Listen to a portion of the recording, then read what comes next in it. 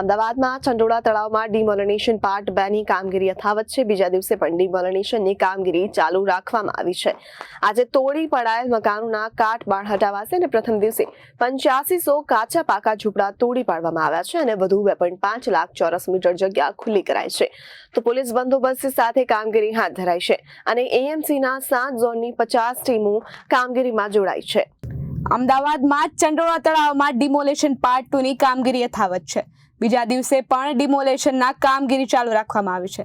આજે તોડી પડાયેલ મકાનોના કાટમાળ હટાવાશે અને પ્રથમ દિવસે 8500 કાચા પાકા મકાન અને ઝૂંપડા તોડી પાડવામાં આવ્યા છે। ચંડોળા તળાવનું ફેઝ 2 નું ડિમોલેશનની કામગીરીમાં 3000 થી વધુ પોલીસનો બંદોબસ્ત રખાયો હતો।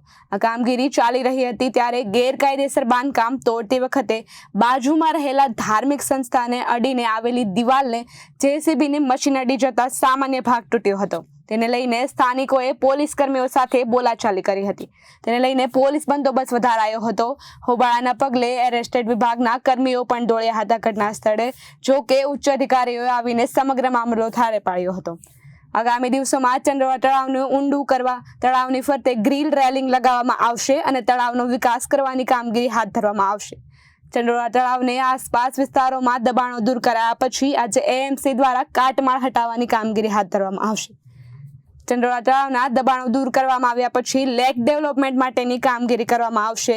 ચંડોળા તળાવમાં દબાણો હટાવવામાં આવ્યા પછી દબાણો ન થઈ જાય તે માટે એએમસી દ્વારા આયોજન કરવામાં આવ્યું છે અને આયોજનમાં ભાગરૂપે ચંડોળા તળાવ ફરતે દિવાલ બનાવવામાં આવશે અને કાંકરિયા તળાવની જેમ ચંડોળા તળાવનું 7 ફેઝમાં ડેવલપમેન્ટ કરવામાં આવશે। Bureau report Janadesh news, Ahmedabad.